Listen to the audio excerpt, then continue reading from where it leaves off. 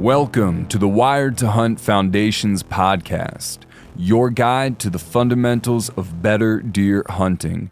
And now, your host, Tony Peterson. Welcome to the Wired to Hunt Foundation's podcast, which is brought to you by First Light. Today's episode is all about bows, but also the fundamental question of whether an upgrade is really necessary for you or not.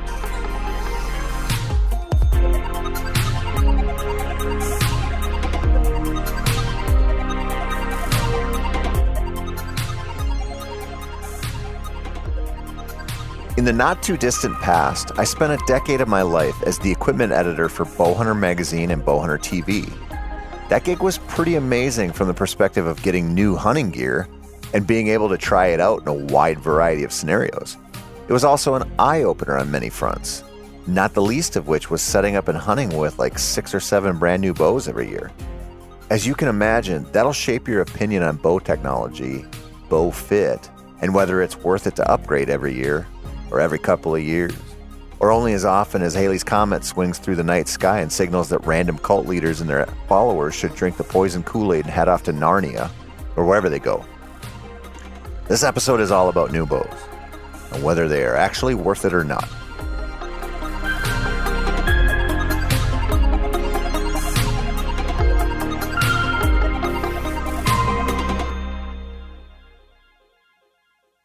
Before the Rona swept across the globe and changed how we all gathered together for various events, I did a lot of speaking engagements at a lot of outdoor shows. As you can imagine, my seminar topics nearly always centered on whitetail hunting, usually whitetail hunting on public land or something similar. When you've got an hour to speak, you learn pretty quickly that about 45 minutes is a good run time for the actual seminar, because you'll need to answer some questions afterwards. Oftentimes, 15 minutes for that isn't really enough, but it does give you a glimpse into what the crowd is thinking. And when you deal with a lot of crowds, you get a pretty good glimpse on what the average whitetail hunter is actually thinking. The questions that come up immediately after a deer seminar, they almost always involve gear. People ask, what broadhead do you shoot? What's the best decoy? What's the best deer scent? And of course, the question that comes up every single time, what bow do you shoot? Now, this is a loaded question, my friends. Kind of like, are you a Ford or Chevy guy? Or what's the best bird dog breed to get? The thing about bows, at least modern compound bows, is they mostly all look the same. They mostly all advertise pretty similar features and performance specs. They mostly all carry a similar price tag, which would make Fred Bear roll over in his grave. Here's the thing, though. Bow choice, it's highly subjective. Even if you had unlimited funds and could buy whatever bow you wanted every year, if you were real honest with yourself, you'd probably brand hop. What I mean by that is you probably wouldn't become a fanboy of any one brand if you could shoot the newly released flagship models set up to your specs every year. My mother-in-law, who is partially a resident of this planet and partially a resident of some alien world that is totally untethered from reality, she likes to agate hunt. Hell, my whole family is obsessed with finding agates and other cool rocks. We are just rock hounds through and through, I guess. And while we're walking a lake shore with sore necks while staring at the ground, straining to see a hint of reddish-purplish translucence that might indicate an agate, my mother-in-law likes to say things like, I believe the agates choose you. Maybe those pockets of water or air that formed in magma over 1 billion years ago and then filled in with silica and other minerals one layer at a time to eventually form these cool rocks with concentric lines like topographic maps, and then took a wild ride along the rise and fall of the dinosaurs, and then much later beneath the crushing weight of the glaciers as they crawled their way down from Canada only to eventually melt and recede, leaving us with thousands of lakes in a landscape greatly altered. Maybe they're just there for us to find, and once in a while we do, and that's just cool. They don't pick us, we pick them, just like we do with our bows. Yet I get where Mrs. Fruit Loop is coming from, because when you shoot a lot of bows, it does feel like one model will choose you. This is where the bow buying process gets interesting. Since I don't know you, I'll give you my preferences of the bows that tend to choose me. They're almost always built with a very smooth draw cycle, a really solid back wall. They almost always measure about 30 to 33 inches between axles, and are not engineered first and foremost to generate blistering arrow speeds. They are usually engineered for that great intangible that is shootability, where accuracy and comfort are king. Now, I'm a whitetail guy mostly, as most of you are, so chasing high readings on a chronograph, it's not really my thing. I don't care how fast my bows are, ever. Or I'll put it that another way, I guess. The bows that are out there right now, hell, that have been built in the last decade, they're all plenty fast. If they are well tuned, they will put 2 holes in the biggest bucks, provided you hold your pin where you're supposed to and you shoot decent arrows tipped with decent broadheads. I was only going to brush over this speed thing, but I just can't do it. I won't do it. It seems I've triggered myself, so here it goes. Sometimes, scratch that, oftentimes, to get those sexy IBO speeds that manufacturers can advertise, they've got to build bows in a certain way. They tend to shorten the brace height, which is the length between the throat of the grip and the string. The shorter the brace height, the more time your arrow spends on the string getting pushed downrange. There's also a cam component to the whole thing, with what you'll hear described as aggressive cams. All this means, for most of us, is that the bow will be more likely to make that scary jump on you while you're aiming, but not when you're ready to shoot. We all know that butt pucker moment when you're calmly trying to float your pin across the target, or worse, waiting for a buck to step into your shooting lane, and then your bow starts to go and your shoulder has to get involved real quick. There's nothing that will take your mind right out of the shot process faster. And that's something that sticks with you. You don't forget that moment or that feeling, and it will sit like a little devil whispering in your ear whenever you draw, and especially when you draw and have to hold for longer than it usually takes you to get through your shot sequence. Now, personally, there are enough tiny fallen angels whispering in my ear. I don't need any more. Now, the good thing about bow designs and the engineers behind them is that they've gotten way better since about like 2007, when we really decided speed was the end all to our bow needs. Bows today can achieve pretty impressive speeds without ripping your shoulders out or making it miserable to tune them. But there seems to be a sweet spot in arrow speeds that falls well below the marketing speak, but is still plenty high enough to do its job. I guess, maybe the biggest word of caution here is understand what's going on if a manufacturer is really touting the speed aspect of the bow you're interested in. Make sure to shoot that bow set up to your specs plenty before you swipe your credit card. Now, at this point, it's probably prudent to talk about what makes a bow comfortable for you, not just what I like. But as I said earlier, we are strangers. So the best way to figure it out is to do what you can to shoot some different models. If you have a good relationship with a pro shop and they'll set up some bows for you, that's a huge plus. Use your release, the release you use hunting, and shoot them with your eyes open, and then shoot them blank bail style at close range with your eyes closed. Ask yourself, how does it feel? Do you like the way the draw cycle feels as it rolls into the valley and eventually hits full draw? Is it a little squishy at full draw, or is it rock solid? How does the grip feel? Is it bulky or slim? Which do you prefer? If it is bulky and you don't like that, can you take off the grip plates to make it slimmer?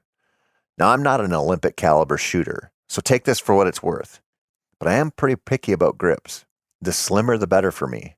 I don't want to make tons of hand contact with my grip ever. I don't want anything sticky or, grippy on my grip.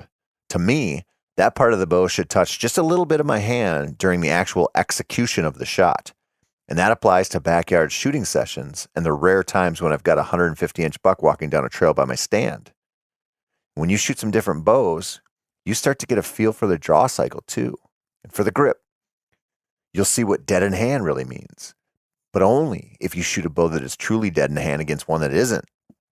This is one of those things that is easiest to get by experiencing it, and it matters. Some of the bows out there seem to almost aim themselves and hold themselves on target, which is a pretty amazing thing. And this is what I want. I want to enjoy drawing and holding my bow and feel like it settles in so that my pin goes where it's supposed to. I don't know the magic behind the designs of those bows, but I know when I get my hands on one. It's no different from, shotguns, in my experience. If you hand me pretty much any shotgun, I can probably wing shoot okay with it, but some just jive with me. I've got a little Weatherby Orion over under 20 gauge that was mostly supposed to be a grouse and woodcock gun, but over the years has been with me for ducks and roosters and prairie chickens and quail and even a few turkeys. Just because I love the feel of it and I shoot it so well. It comes to the shoulder quickly, it settles in nicely, and it's balanced just right. I'm sure you listeners who are heavy into guns can relate, whether it is a shotgun of your own or maybe your favorite deer rifle. The thing is, that little 20 gauge wouldn't cut it for everyone. There are plenty of people out there who would not shoot it that well and wouldn't appreciate the feel because it didn't work for them the way it works for me. They'd need to find their own gun, just like we need to find our own bows. Your process is definitely going to be different than mine. Hell, maybe you love speed bows. Maybe you want to use one pin for every shot from 5 yards to 50, or maybe you hate having big pin gaps, so you want blistering speeds, and it's your number one priority. Or maybe you want comfort, but you have a different definition than I do. Either way, if you're even remotely interested in a new rig, do yourself a favor. Forget your brand loyalty. Oh, scratch that. Tamp down your brand loyalty. Cover up that Hoyt tattoo on your shoulder. Scratch that Matthews decal off your truck. Do whatever you have to do to be somewhat objective. Because here's the thing. The best bow for you right now might not be made by the company that made your last best bow. And I'm not saying brand loyalty isn't important, especially if you're concerned with customer service issues and some of the extras that go into making a big purchase like this. So I'm not advocating a switch just for the sake of it. I'm just saying be open to the reality that a switch might be a good thing for you. Now, my time at Bowhunter magazine taught me that every bow manufacturer out there has the potential to make an amazing bow. But from year to year, the feel might change, or the focus of the flagship design might change. That means the bow brand that I absolutely loved last year just might not do it for me this year. This has happened to me a lot, and it has opened my eyes. Individual models matter from brand to brand and from year to year. It's easy to get caught up in the fanboy mentality, but maybe not the best idea all of the time. And of course, through this whole rambling nonsense, the same thing keeps bubbling to the surface. You got to do some work to find out what works for you. And bow choice is important because that is the tool that we use to send sharp sticks through the air and hopefully deliver a merciful death to deer and other game. A quick 5 to 10 second death that results in no suffering and short, super sweet blood trails. That matters a lot. It also brings us around to the original question, the whole point of this podcast, which is, do you really need a new bow? Probably not, but that depends on how much you like your current rig. If you're in the market for a new one, is it just because you can't stand not spending an extra $1,200 or so? Or is it because you're not that happy with your current bow? Do you feel like you could be shooting better? What's your confidence level like at every range, but especially the far end of what you consider your effective range? That's important. Have you had some tuning issues that you just don't feel are fully resolved? Or once they are resolved, keep coming back around after another couple hundred shots? Do you think your bow is too slow or too loud? Or did you shoot next to a buddy who has the latest and greatest and get just a bit jealous? Has it been 1 year or 10 since you bought your last bow? These are all questions worth asking yourself. But I think the most important is, are you enjoying shooting your current bow? Because if you have fun, it's usually because the bow is comfortable and it puts the arrows where they're supposed to go. Enjoyment matters in a few different other ways too. First off, if you are having fun, it means the bow is working the way you'd like it to. It also means that you probably shoot more, which is huge. If you're not enjoying shooting your bow for whatever reason, but usually because you're not as accurate with it as you'd like to be, then that's a red flag. There's something going on that might be a simple tuning fix, or it might mean it's time to go shopping. Maybe you've gone a little stale in your practice regimen because you know your current bow is good at 20, 30, maybe 40 yards, but you'd like to stretch that out and do some long distance shooting. Now, this is a topic for a different podcast, but I think practicing at extended ranges is muy importante, mi amigos. Not only is it fun, but it's telling. It'll highlight shooting form issues, tuning problems, and has the potential to give you loads of confidence, which is worth a lot.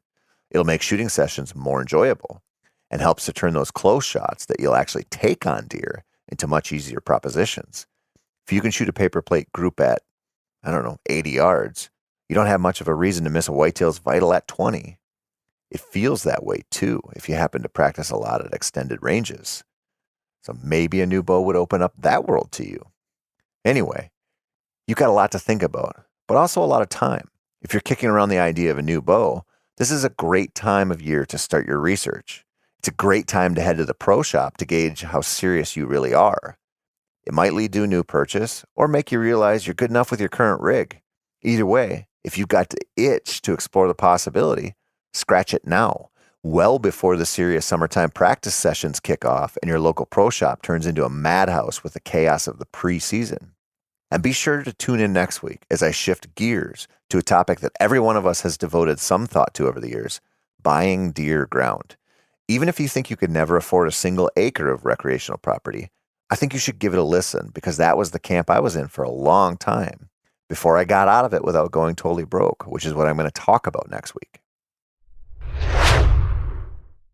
That's it for this week, my friends. I'm Tony Peterson, and this has been the Wired to Hunt Foundations podcast, which is brought to you by First Light. As always, thank you so much for listening and for all of your support. If this episode didn't quite give you the whitetail fix you were hoping for, head on over to the Wired to Hunt YouTube channel to check out our weekly how-to videos and give themeateater.com/wired a look to browse our vast library of whitetail articles.